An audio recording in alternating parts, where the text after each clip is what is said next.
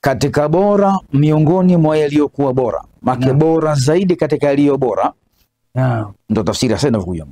Bora zaidi katika yaliyo bora. Naam. Ni kumuunga aliyekukata. Antasila man qata. Naam. Ni kumuunga aliyekukata. Na kumpa aliyekunyima. Na kumsamehe aliyekudhulumu. Hiyo ndio tafsiri ya neno kwa neno. Neno kwa neno. Kumuunga aliyekukata. Naam. Kumpa aliyekunyima na kumsamehe aliyekudhulumu. Sasa hapa inaonekana pana vitu vitatu. Tayeb. Kuunga, kutoa, lakini kusamehe. Sasa nataka tuje kwenye mahusiano. Maana naona kama pana uwiano wa vitu hapa katika haya mambo, maeneo haya matatu, kama yanazungumzia engo moja, lakini maudhui zake zinajitofautisha. Sahihi. Kuunga aliyekukata na kumpa aliyekunyima na kumsamehe. Ana mahusiano hapa. Twende mahusiano yaliyokuwa katika maneno haya matatu. Naam. Tayeb, barakallahu fiki. Mahusiano baina ya maneno matatu au ibara tatu hizi ni makubwa sana. Kwa sababu jama'atil kalimatu baina al-ashiya'i wa adadiha. Naam. Matamshi haya yamekusanya baina ya mambo na vinyume vyake. Jambo na kinyume chake. Naam. Kwa sababu ni matatu haya kwa idadi ya yale ya mwanzo. Lakini ni 6 kwa upande wa pili na yale mengine upande wa pili. Okay. Kwa matatu kwa 6. Allahu Akbar. Naam. Tupate falsafa kidogo iliyoficha. Ewa, tafakuri ndani inakuja. Naam. Kwamba kwanza kabisa, yani tukianzia katika ile afdhalul fadhaili. Naam. Yatakuja bora zaidi, yatakuja kwa maana bora. Naam. Naam. Ina maana kwamba katika ubora wa mambo na uzuri wa mambo na wema. Naam. Basi yako hayo katika daraja tofauti. Sawa. Anaweza kuwa mtu anawapa watu, anatoa kuwapa watu, lakini anawapa watu gani? Si wale ambao umemnyima yeye. Nimekupata, ndio maana akasema atakuwa amefanya wema kwa kuwapa wanaohitaji. Naam. Lakini ili awe mwema katika ule wema zaidi, sasa anapo penye subira kubwa zaidi. Kwamba yule ambaye wewe umemuomba akakunyima, sasa wewe kakuomba mpe. Hii ndio nilikuwa naitafuta hii. Sasa pana kitu gani hapa? Sikumbuke kwamba lakini huyu nimpe kweli, huyu alininyima kitu kama hicho mwaka jana. Nimsamehe kweli huyu, lakini yeye hakunisamehe mangapi pale. Mimi simsamehe naye. Au pengine kuja mtu wake, jamaa yake, mwanawe, lakini kwa sababu baba mtu alikunyima, alinikosea kitu, mimi simpi mwanawe na familia yake yote. Babake mkorofi sana, simpi mwanae. Tamtia da babake kwa kumnyima mwanae kitu fulani. Allahu Akbar. Sasa haya ndio nakuja kwamba ndio walikwambia kwamba haya kuna wema na kuna wema wa wema. Kama vile ule moyo nao pia una moyo ndani yake. Subhanallah. Alqalbu alladhi lahu qalb. Naam. Nurun ala nur. Ayo na. Sababu inaweza kuwa kuna qalbun fi qalbin. Subhanallah. Ayo kwa ni moyo ndani ya mbwa. Maana yule mtu anakuwa ni kama sasa na mbwa katika tabia zake na mwenendo wake. Ule kama famathaluhu kamathadil kalbi. Naam. Nimeeleza vile. Intahmiluhu yalhath. Utadruku yalhath. Naam. Sasa shida inakuja ni kwamba mara nyingi hadithi kama hizi zikisomeshwa au zikisomwa, huwa watu wanachukulia ile maana ya juu hasa. Kumbe hapa kuna matamshi haya yana makusudio makuu. Tafakuri ipo. Naam, tafakuri ipo. Al-maqsidul asasi li lafdhi afdhali thumma al-fadhaili. Kuna mambo makubwa sana hapa. Kwamba yote haya ni wema. Lakini kuna wema daraja la juu zaidi kuliko ule wema wa kawaida. Kwa hivyo anayetoa katika mali kwa sana kuwapa watu wengi kweli kweli, ambao wamemwomba kafanya wema, anapata fungu lake tu. Lakini huyu kwamba ikiwa atamjia wale ambao yeye aliwaomba wakamnyima, akawanyima waliomnyima, afwan chamaja hali ya juu majarusiu sasa hivi. Naam. Kwamba yeye anawapa wanaomwomba kwa wingi sana. Lakini pia juu ya kuwapa wengi ambao wanamwomba, ambao hawajawahi kuwaomba wakamnyima, basi huyu atakuwa si bora Maana si bora zaidi. Bora zaidi. Ikiwa atawanyima wale ambao waliwahi kumnyima. Kwa hivyo kuwanyima waliokunyima kuna mshusha mtu kutoka daraja la kuwa bora zaidi kuja katika daraja la kuwa bora. Na ni grade. Na wazungu kule wana kwenye inaitwa superlative form. Good, better, best. Best. Anatoka kwenye best. Anakuja kwenye better. Taban. Sasa huyu anatoka huko kurudi katika better. Kuja katika uzuri. Ni mzuri. Sababu hakuwanyima wote. Ina maana kwamba tushaambiwa kuna afdhalu. Naam. Basi pia kimishaki unakuwa kuna akbahu, mbaya zaidi. Kuna watu pia ni wabaya zaidi. Mfano katika hiyo swala kutoa na kuzuia kwa waliokuwa wamemnyima mtu kitu. Ndio. Kwamba kuna baadhi ya watu kwamba wao wanawanyima waliowanyima, lakini wanawapa wengine ambao hawakuwanyima au hawajawahi kuomba. Daraja moja la katika wema. Yeah. Lakini kuna watu wengine ambao wanawapa waliowanyima, wanapoliwanyima na kuwapa ambao hawajawahi kuwanyima wala hawajawahi kufanya nao muamala wote wa kusema kwamba kuna sababu ya kuzuia kumpa. Naam. Kwa hivyo wanawapa waliowanyima. Naam. Na kuwapa watu wengine wa kawaida. Naam. Hao ni bora zaidi kuliko wengine wote. Naam. Lakini kuna aqbahul qabaihi katika hili. Naam. Maki mbaya ya mbaya zote katika hili sasa. Kwamba mtu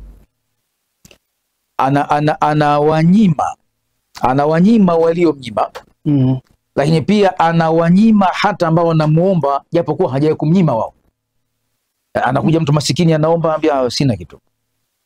Siwezi kupa chochote, sina kitu na madeni mengi. Kwamba anayeomba pia ananyimwa. Japokuwa muombaji hajawahi kumnyima mwenye kuomba huyo. Sasa huyu mwenye sifa njema anatakiwa kwamba awe mwenye kutoa kwa kila hali ambayo kwake iko sahihi. Ikiwa anayeomba aliyewahi kumnyima, si tatizo, wewe mpe, utakuwa ni bora wa walio bora. Ikiwa anayeomba hajawahi kukunyima wala hajawahi kumuomba wewe, bado pia mpe, kwa sababu utakuwa ndani katika daraja lilikuwa bora, kwa sababu umefanya kitu cha kuwapa waliokuwa wanaomba.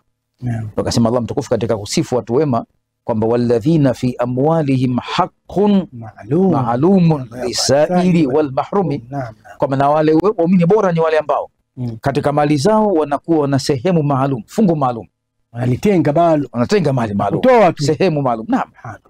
Kwa ajili ya kumpa nani? Lisaili, yule mwenye kuomba, wal mahrumi, na ambaye kanyimwa, maskini hana kitu, hakujaliwa, lakini pia hakuomba, yupo tu lakini ana shida.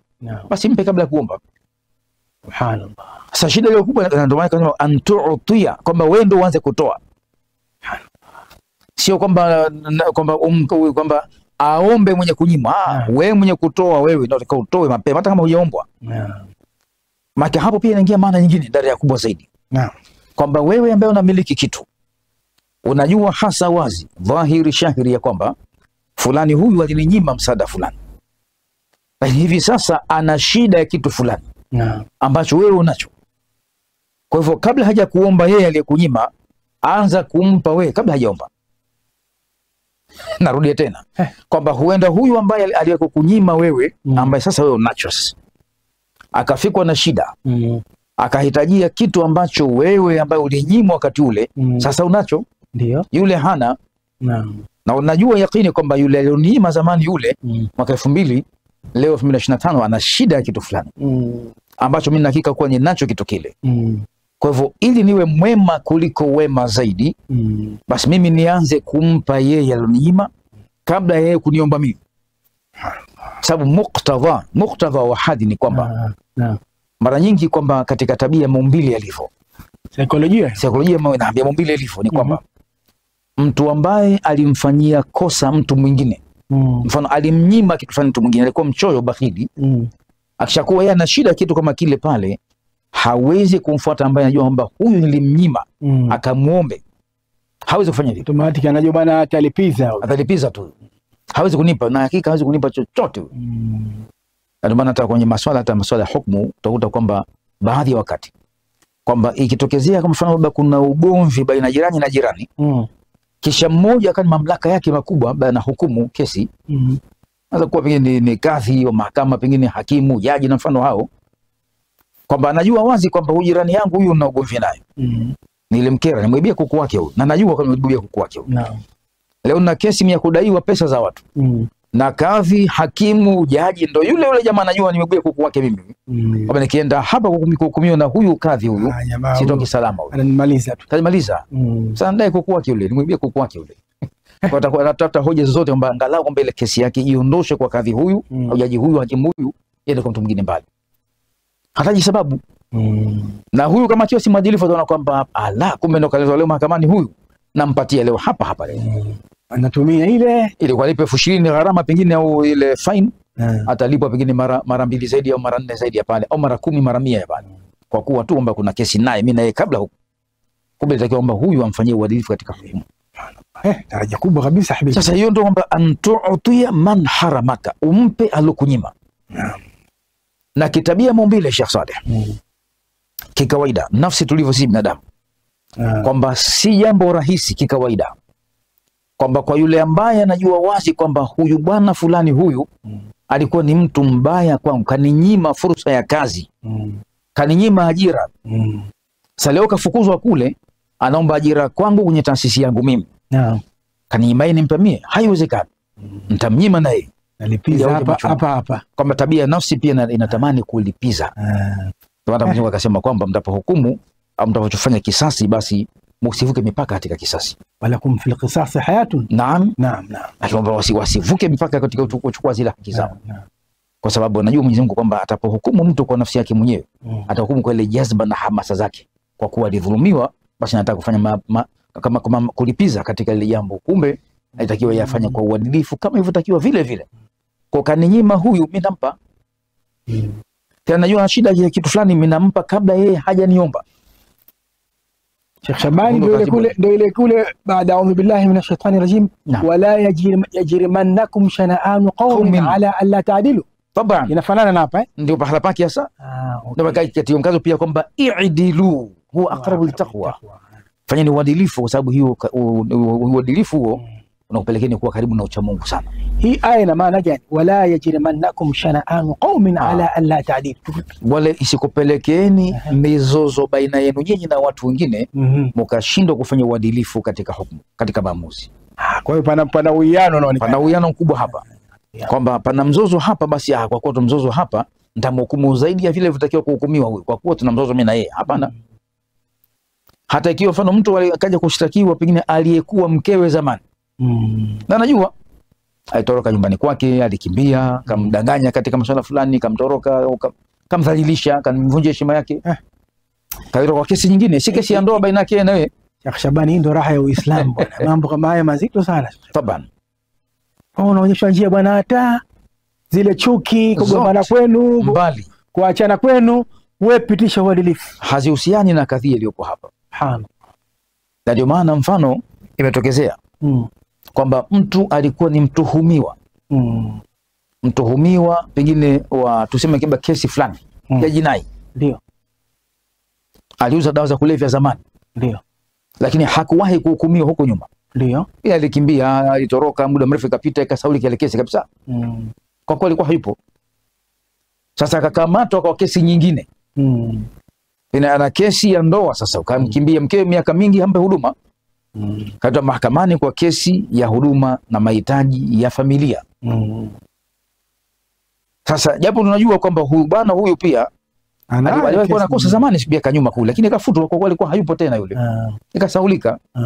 Kwa hivyo kaletwa mahakamani leo hapa, haturuhusiki kisheria kumhukumu kwa kesi mbili tofauti, kwamba huyu si ndoa tu, miaka 30 nyuma kule pia kuna kesi nyingine zamani kule ilikuwepo, alikimbia tu zamani huyu, ilifutwa bahati mbaya tu. Hapana, sio uadilifu. Kilicholetwa hapa sasa ni kesi hii ya madai ya matunzo na madai ya huduma za watoto. Ya'dilu kwa hii tu wa aqrabu littaqwa. Subhanallah. I'diluhu aqrabu littaqwa. Fanya ni uadilifu. Naam. Kwa hivyo tu'ti man haramak ni daraja kubwa pia katika subra. Kwamba unapimwa subra yako wewe, je, utampa humpi? Lakini tasfah wa tasfah amman dhalamak. Taban. Nitakupiga mfano moja na kuingia hapa, lakini vile vile kwamba katika kile kisa cha Bibi Aisha radhiallahu ta'ala anha inaitwa hadithatul ifki au hadithul ifki, tukio la kuzushia Bibi Aisha kuwa amezini na sahaba. Naam. Ilishuka aya baada ya Abubakar radhiallahu ta'ala anhu kukula kiapo. Naam. Ya kwamba mwanawe ya kwamba hatomfanyia wema wowote yule sahaba alikuwa analelewa kwake yeye. Kitu Mistah ibn Uthatha kama sikusahau jina lake. Ndiye aliyemsulia. Naam. Bi Aisha. Ni mmoja katika walikuwa wameshabikia kwamba ndivyo bwana itakuwa hivyo, akakuza ile jambo. Naam. Akaona akaamini ile jambo lilifanyika kweli. Akaamini vile.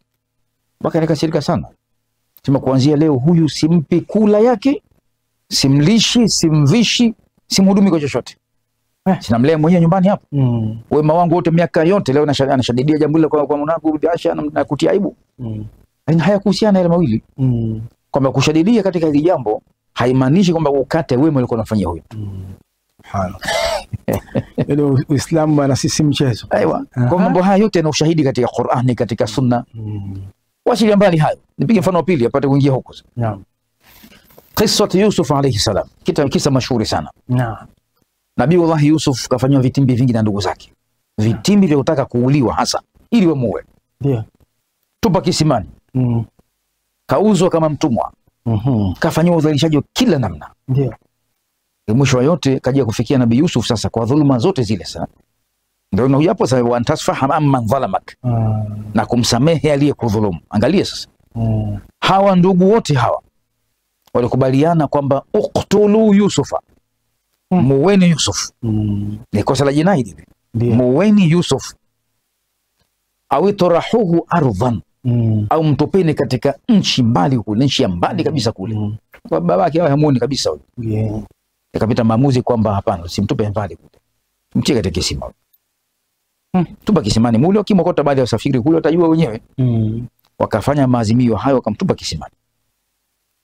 Miaka ikaenda, dhulma hiyo imeshafanyika. Kwa ndugu wote walikubaliana wale. Ndio. Ukitoa yule mmoja ambaye ndio Yusuf bin Yamin maarufu katika tarikh. Yeye hakuwa na wale ndugu zake katika hali. Ndio. Almuhimu sasa baada ya kufika muda mrefu umepita. Yusuf kishauzwa kama mtumwa. Kalelewa na mfalme, kasingiziwa. Dhulma vile vile. Kadhulumiwa. Kusingiziwa kamtaka mke wa mfalme au mke wa waziri wa Misri. Alikuwa kutaka mambo yale Nabii Yusuf. Kasingiziwa. Ushahidi wake unaonekana kwamba hauna maana. Mwisho katupwa gerezani, akafungwa kwa dhulma vile vile. Kwa muda wa miaka kadhaa. Na miaka zaidi ya 10 na gerezani kabaki hapo. Almuhimu katika kadhia hii sasa nakuja kutoa ushahidi katika kisa hiki kwa sababu gani? Baada ya muda sasa kupita, Allahu Azza wa Jalla amesema kwamba narfa'u darajati man nasha. Tunampandisha daraja vyeo tumtakaye. Kwa hiyo akafanyika hayo kwa Yusuf, ahadi Mwenyezi Mungu ikapita. Yusuf akaja kuwa sasa naye ni mkubwa katika nchi. Akawa ni waziri mkubwa, mkuu wa hazina. Waka hazina ya nchi, waziri wa fedha na uchumi na mshika hazina mkuu wa nchi. Kafika mbali mno. Sasa kule wale ndugu zake sasa wakafikwa katika nchi yao na ukame wa hali ya juu. Kisa mashuhuri. Ng'ombe 7 waliokuwa wamekonda wanakula ng'ombe kadhaa.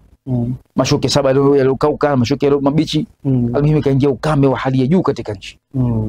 Mwisho wakaja sasa na shida ya chakula. Wale ndugu wamekuja tu baba yao kutafuta chakula sasa. Njaa imekuwa kali. Mshika hazina ndo yule ambaye anataka kumuua kwa dhulma. Ndio.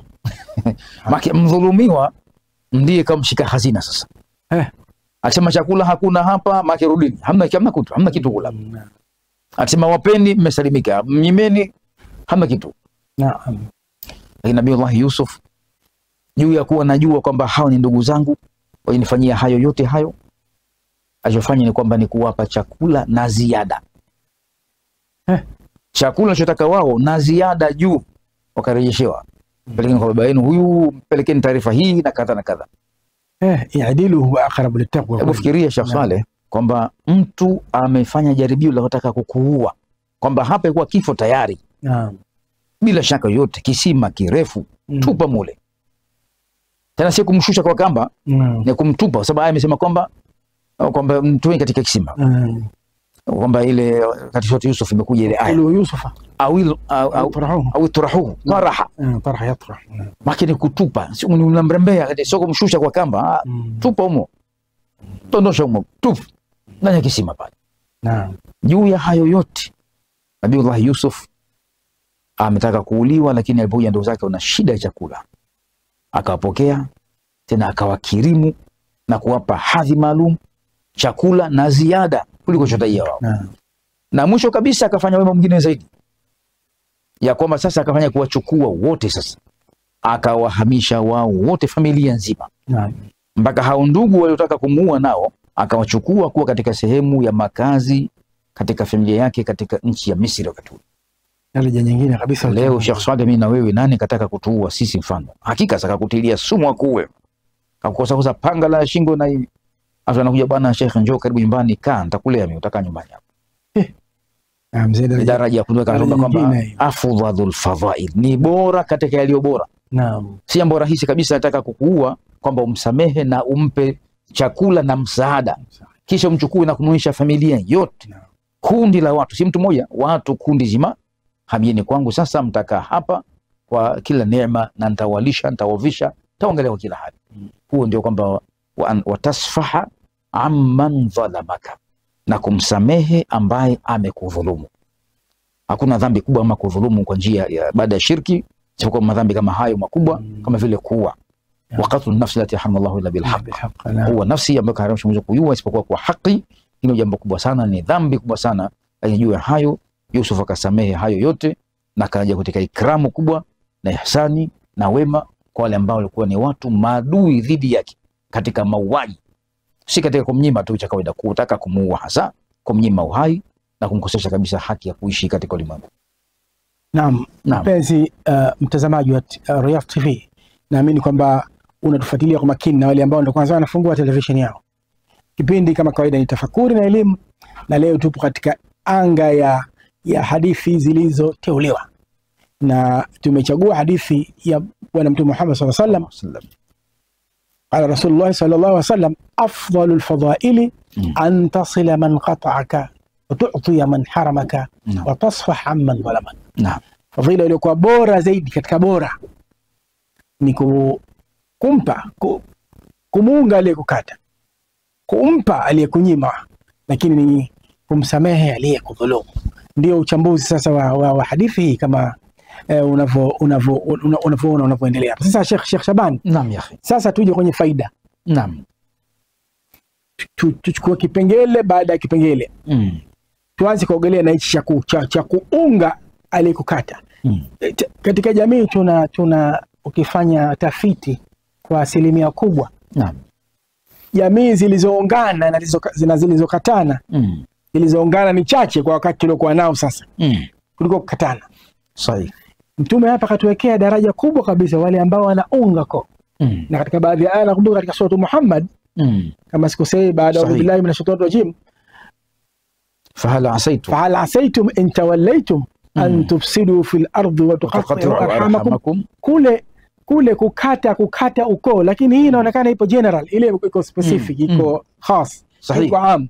Sahihi, kwamba hii kuunga ile kukata yeyote ile kule, hii ni yeyote, lakini kule imekuja kwa maalum kwa watu wa familia. Sahihi. Sasa hebu tupe faida gani zinazopatikana kwa wale ambao wanaounga waliowakata, wakaamua kusamehe. Wacha tuunge tuunge urafiki, tuunge udugu. Waligombana pengine yeye na rafiki yake, lakini akasema hata sitaki kukata urafiki. طيب. نعم. من فضائل صلة الرحم. نعم. وصلة من قطع. نعم. Katika miongoni mwa fadhila na faida, fawaid, naam, za kumuunga aliyekukata akiwa ni ndugu au si ndugu. Naam. Mmoja katika hayo kwanza ni ataraqi fi manazili sabirin. Ni kupanda daraja katika vile vituo vya daraja vya wale wenye kusubiri. Aswabirin inma yuwaffa as-sabiruna ajrahum bighairi hisab. Naam, naam. Wenye kusubiri malipo yao hulipwa bila ya hesabu yoyote, bila ukomo, unlimited. Hayana ukomo. Naam. Malipo ambayo hayana kwamba ukomo wake ni pahala hapa. Sasa subra tunazo katika mambo mengi tu. Lakini katika haya matatu haya ni subra maalum. Kwamba si rahisi mtu kuyafanya haya kikawaida. Kumpa aliyekunyima si rahisi. Au kumuunga kwamba hakutembelea kabisa bwana, kwako haji. Yaani kapa sasa kwako sifiki maisha. Unaona msalimia bwana. Bwana asante ngoja kusalimia bwana. Usije kwangu anakuja tu bwana. Si rahisi. Na pengine ulishazuiliwa bwana Mwanga yule bwana. Si rahisi kwenda. Sasa ni kupanda daraja. Kwa katika daraja wale swabirina wa kweli. Maka subra pia daraja zake ziko nyingi. Sasa hiyo moja wapo. Lakini jambo la pili kwamba ta'alimul qati'i. Ta'alimul qati'i wa hidayatuhu lisilati rahim. Kwamba unapomuunga ile kukata inakuwa unapata fungu jingine la fadhila kubwa. Ya kwamba wewe sasa unamfundisha na kumrekebisha taratibu na mwenendo. Kwamba huyu alikukata huyu na kumtoa katika upotofu huo au upotofu huo kwamba asiwe katika watu kundi hili. Kwa hivyo unamnusuru kwa dhulma anaifanya. Kwa hivyo ikiwa utafanikisha kumuongoa huyu kupitia vitendo vyako tu, kwamba vitendo vyako vikampa elimu, bwana mimi kila nikienda sikuwa siendi kwake, kwangu yeye anakuja tu. Sikumpa ananipa bila hata kumuomba. Mtu wa ajabu sana. Namna gani mtu huyu? Sasa ule wema ukawa peke yake ni elimu kubwa ya kumpa hidayah huyu mtu. Kwa hivyo akiongoka mtu mmoja kupitia wewe binadamu, basi wewe ni bora mbele ya Mwenyezi Mungu kuliko mtu akapewa dunia na vilivyomo vyote. Hadithi ya Maali inasema kwamba amesema Mtume sallallahu alayhi wasallam kwamba li an yahdi Allahu bika rajulan wahidan khairul lak mimma tala'at alayhi shams. Kwamba ukiongokewa wewe mtu mmoja tu kupitia wewe, yani kufanikiwa kumuongoza mtu mmoja tu, basi wewe ni bora kuliko kupewa dunia na vilivyomo vyote ambavyo jua linachomoza katika vitu vile vyote, basi wewe utakuwa ni bora kuliko vile vyote kupewa mtu. Daraja nyingine. Na hiyo ni utajiri mkubwa sana. Kwa hivyo ukiwafanyia hivyo wewe watu wengi, maana unapata daraja kuwa kubwa zaidi na kupata wewe fadhila nyingi zaidi na kuzidi kupandishwa daraja katika maeneo mengine pia kuwa ni mtu ambaye tukhriju nasa min adh-dhulumati ila an-nur. Unatoa watu katika kiza kuatia katika nuru. Ni fadhila kubwa sana. Lakini pia vile vile kwamba katika hali kama hii unasaidia pia kuondosha madhara hata kijamii. Kwa sababu jamii kisha katika hapa manake to kuna gap. Kuna nini unasema kuna mwanya. Kuna mwanya huko. Kwamba hapa sasa hawa na hawa hawasemeshani. Hawa na hawa hawatembeleani. Maana tayari hawa wawili hawa nao pia nyuma yao kuna watu wengine. Ima kuna wake zao, watoto wao, jamaa zao, familia. Na ndio hanakuta leo mpaka nagombania watu katika mirathi. Kama mtu kafa wanagombana wale ndugu sasa. Huyu bwana yumo, huyu hayumo. Huyu bwana tumjui, huyu bwana mamake kaolewa juzi. Na mfano hayo. Kwa sababu kwamba wanakwenda kukatana udugu sasa. Itakuwa ugomvi wa watu wawili huu sasa, ushakatana hawa wawili, watazuka wengine nyuma ya hawa. Wenye kufuata mwenendo kama huyu, awe kadhulumiwa mtu wetu, kadhulumiwa. Mzee hakufanyiwa haki katika hili bwana, sisi tuko na mzee pamoja dhidi ya wale. Kunazuka kundi nyingine tena la wale ukatana, si mtu mmoja tena. Mfano katika ujirani. Kwamba jirani wawili hawa wamekatana, hawasemeshani. Mwanamke na mwanamke au mwanamume na mwanamume, jirani wawili. Tayari hawa waliokatana hawa, kila mmoja akiwa amekata mwenzake, wataanza kuwapa elimu ya kukatana na watoto wao. Unasikia fulani wewe, kwa mzee fulani marufuku kufika pale, msiende pale. Tayari washafundisha hawa tena pia na kuwakata wale wa upande wa pili. Kwa hiyo na pia anatoa elimu ya kupotosha malezi ya watoto. Kwa hivyo watakuwa nao vile vile wamejengeka kwamba wale watu maadui zetu tusiende kwao. Kwa hiyo inakuwa pana chain inaungana. Panakuwa pana mnyororo wa chuki. Vizazi baada ya vizazi. Aiwa. Ndio maana inaonekana Sheikh Shaban, ile hadithi inayomchukiza sana Mwenyezi Mungu anasema ithnani la yanzuru Allahu ilayhima yawm al-qiyamah. Qati'ur rahim. Sahih. Wajaru su. Barakallahu fik. Watu wa aina mbili Mwenyezi Mungu hata watazama kwa jicho la rehema siku ya kiyama. Katika wawili hao pia kwamba ni mtu ambaye anakata udugu, qati'ur rahim. Sasa haya Sheikh Saleh, na pia wajaru su na jirani muofu vile vile watu wawili hawa. Na hii pia na hekima yake, tafakuri yake nyingine mbali. Subhanallah. Tuitafutie kipindi kingine. Kwa sababu hapa mtaja kwamba mwenye kukata udugu mbali pia na jirani muovu. Kwa nini? Kwa sababu jirani kuwa muovu, ule uovu wa jirani huo ni sababu ya kukata udugu vile. Sababu ya kukata. Sasa kwa hawezi kwenda kwa muovu, analewa huyu, anatembea hana stara huyu, hana heshima. Si rahisi kwenda huyu kwenda kumwambia kitu ule. Atajivunjia hadhi yake na heshima kutokwenda pale. Lakini pia kwa taratibu uzuri ni kwamba natakiwa kwenda pale ili kwenda kwake hiyo ni sehemu ya mafunzo kwa yule mwingine. Aache ulevi wake, aache kukabila stara, aache uhuni. Tafundisha. Tukiwacha waovu katika uovu wao, maana itakuwa tuwasaidie kitu. Tukae na walevi, tukae nao. Tukae na wahuni, tukae nao. Tuwafundishe kwamba kuacha uhuni jambo jema. Kwa hivyo utakuta kwamba faida ziko nyingi sana. Mojawapo pia ni hiyo. Lakini pia inaweza kuwa hii ni moja kuunga udugu, manake hii au kumunga ni kukata ni sababu ya ilaj iddatil amradhi nafsiya. Ni sababu kubwa pia ya kuwa ni ponyo na tiba, ni treatment, ni dawa hii. Psychological treatment. Naam. Kisaikolojia.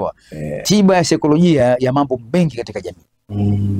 Kwa sababu hao kishakuwa tayari hawatembeleani, hawasemeshani. Lazima italeta hali ya msongo wa mawazo fulani. Hali ya kufikiria hasira kila unayatiribua sasa maradhi kama haya. Toba.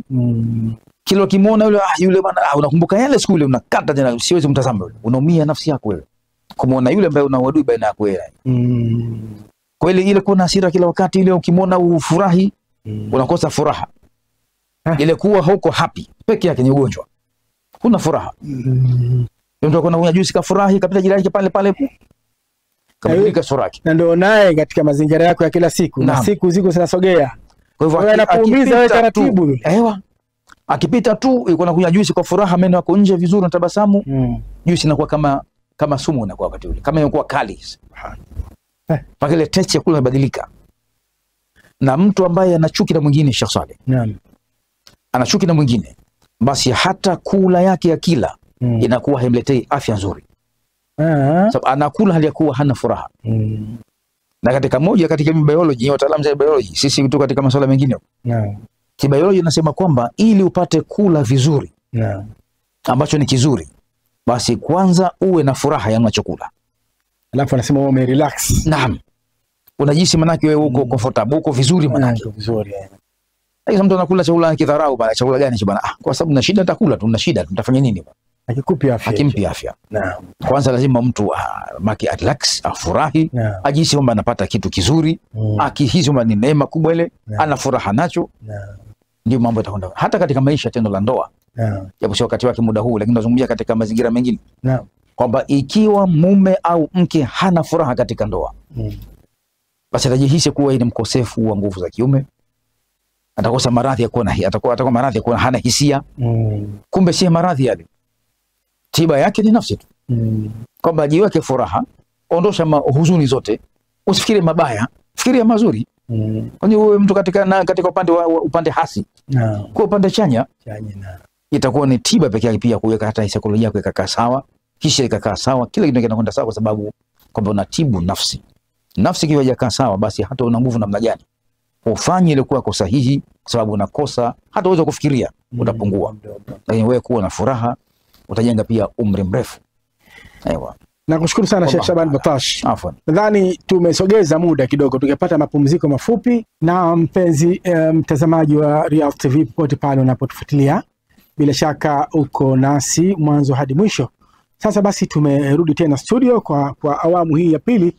Ni wakati wako sasa muafaka kuweza kuwasiliana nasi, tuweze kupata masuala mawili matatu, kama pana mchango wote juu ya kile ambacho tumekizungumza kupitia kipindi hichi cha tafakuri na elimu, hususan leo tukiangazia hadithi zilizoteuliwa katika hadithi hii makini kabisa ya kuunga hadithi ya Mtume Muhammad sallallahu alaihi wasallam, kumuunga aliyekukata na kumpa aliyekunyima, bali kumsamehe aliyekudhulumu.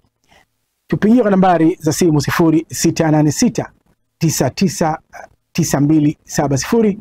Unaweza kuwasiliana nasi kwa nambari hizo, ikiwa pana lolote ambalo unahisi upate ufafanuzi zaidi juu ya kile ambacho Sheikh Shaban Batash ambaye tuna studio ametolea ufafanuzi, au kama una mchango wote juu ya kile ambacho kimezungumzwa unaweza kutafuta nambari hizo za simu 0686999270. Riyadh TV Online, kipindi ni Tafakuri na Elimu. Sheikh Shaban, wakati tunaweka mitambo sawa, na pengine tusubirie simu 2-3 hapa. Tayeb. Tusogee sasa.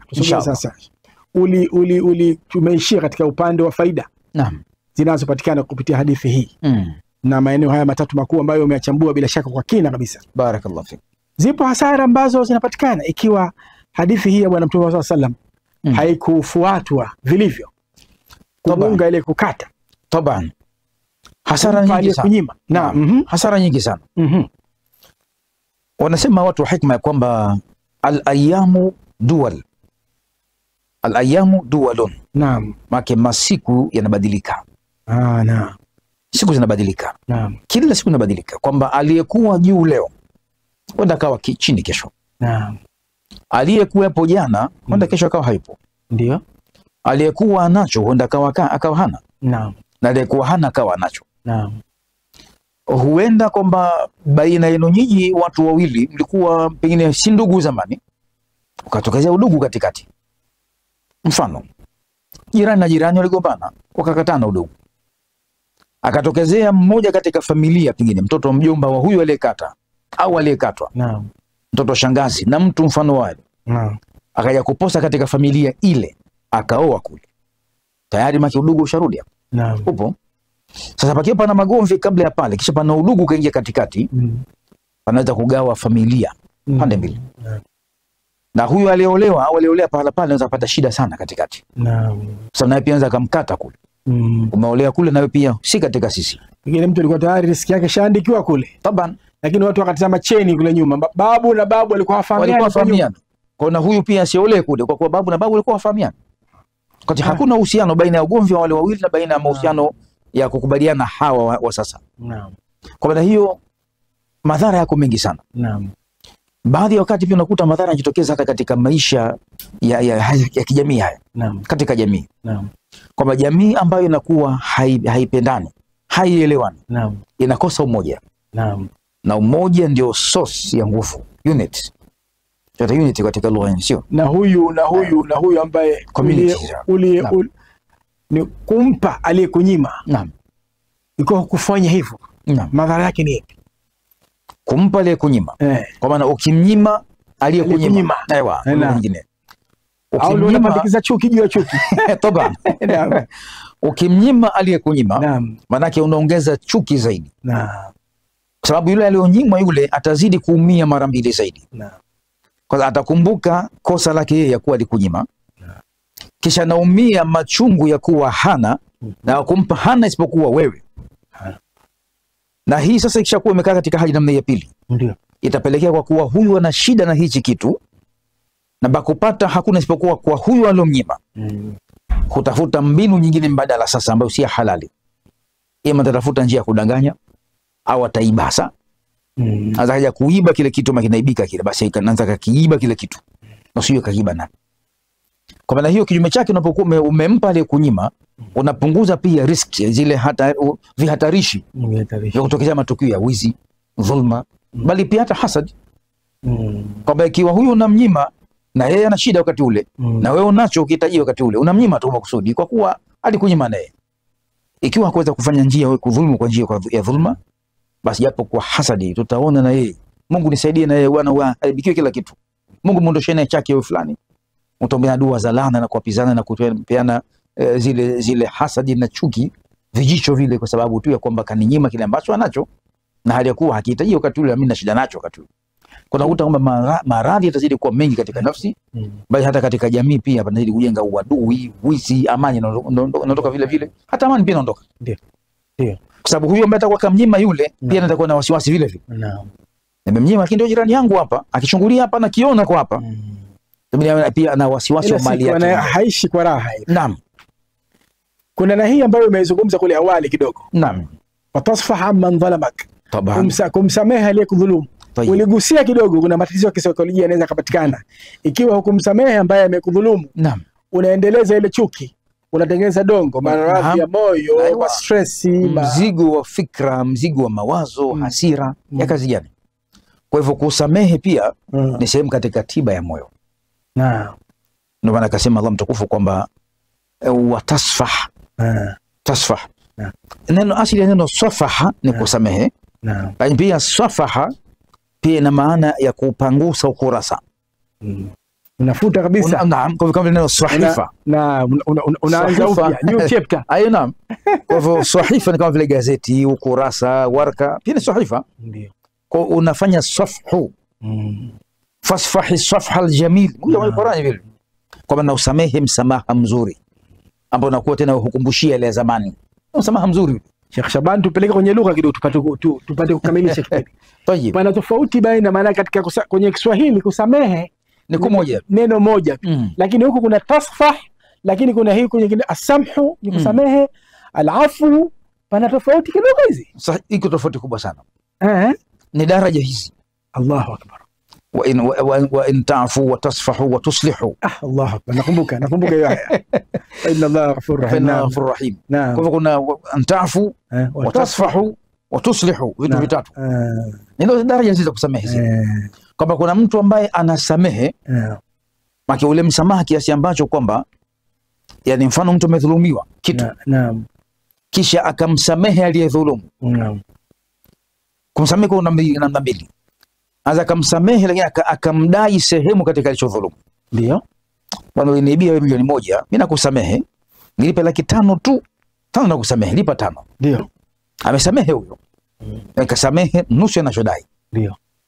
Lakini msamehevu zaidi ndio ile tena abarrul birri na ila afdhalul fadhail, ndio inakuja tena hapo. Kwamba amekudhulumu milioni 1 huyu, unamsamehe milioni 1 kamili yote. Ni kusamehe mimi yote kwa sababu kwanza wewe huna sasa hivi, mimi usamehe na zaka yangu ya mali mwaka huu hii hapa milioni 3 nakupa zaka ya mali.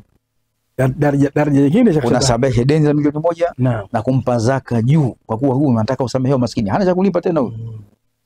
Ndio hata katika deni pia mtu anakopa kitu, kazidiwa na deni lilikuwa zito kwake, kashindwa kulipa deni. Ukamwongezea muda, kashindwa kulipa bado vile vile, basi msamehe deni lake. Sheikh Shaban nafanana na ile ya yule sahaba aliyekwenda kwa Mtume sallallahu alaihi wasallam, akawa na deni la kufunga, nakumbuka. Naam. Akaambiwa ikiwa ukishindwa kufunga basi fasiyamu shahrain mutatabi'ain na nini, pia akashindwa faitaamu 60 miskina, akashindwa miskini 60, yeye mwenyewe maskini. Kwa hiyo ikabidi apewe yeye, akapewa yeye. Sasa chukua hii ukatoe kule, kwamba sasa Rasulullah nikatoe mimi kama mwenyewe sina kwangu. Subhanallah. Maki ile ambayo anapewa ili akatoe, na katika wemo. Naam. Maki anapewa ili akatoe. Naam. Maki anasaidiwa ili akajisaidie yeye kutoa. Bado naye pia anahitaji kile cha kusaidiwa kile, na akihitaji yeye pia kusaidiwa. Akaambia basi nichukua hicho, nenda kale wewe na watu wako nyumbani. Nakushukuru sana Sheikh Shaban Batash. Barakallahu fik. Na kushukuru pia mpenzi mtazamaji wa Riyadh TV popote pale unapotufuatilia. Naamini kwamba umeweza kufaidika tokea mwanzo hadi mwisho, na takriban saa nzima hivi tumeweza kuweza kufafanua vizuri katika kipindi chetu hichi cha tafakuri na elimu, hususan katika hizi hadithi zilizoteuliwa. Leo tumegusa hadithi moja tu ya ubora, afdalul fadhail, an tu'ti man haramaka wa an tasila man qata'ak. Kumpa aliyekukata, aliyekunyima, lakini kumuunga aliyekukata. Lakini hali kadhalika wa an tasfaha an man dhalamaka, na kumsamehe aliyekudhulumu. Mimi naamini tuweza kufanyia kazi maneno haya bwana Mtume Muhammad sallallahu alaihi wasallam mwanzo hadi mwisho. La ziada hapa studioni hatuna. Mwongozaji wa kipindi naitwa Maalim Saleh. Aqulu qawli hadha wa astaghfirullah alazim li wa lakum wa lisairil muslimin wal muslimat. سبحانك اللهم بحمدك نشهد أن لا إله إلا أنت نستغفرك ونتوب إليك. جزاكم الله خيرا وكل عام وأنتم بخير. السلام عليكم ورحمة الله وبركاته. ما شاء الله.